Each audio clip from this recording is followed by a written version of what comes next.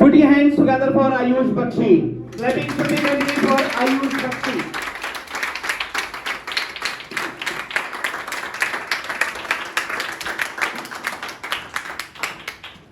Of course, a very good evening, respected sir and my dear friends.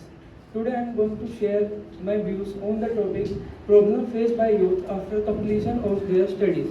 So there are many options after completing the studies and that's beneficial for all of us. But in some cases it also confuses confusion among the students that what to pursue now.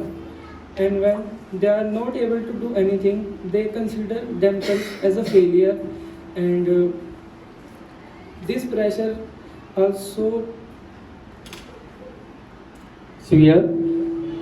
This pressure is so severe. that they also commit suicide sometimes, and some of them starts doing illegal business to earn money.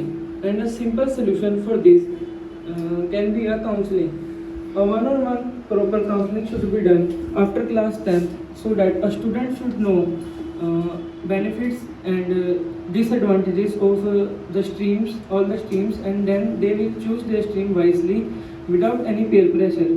And then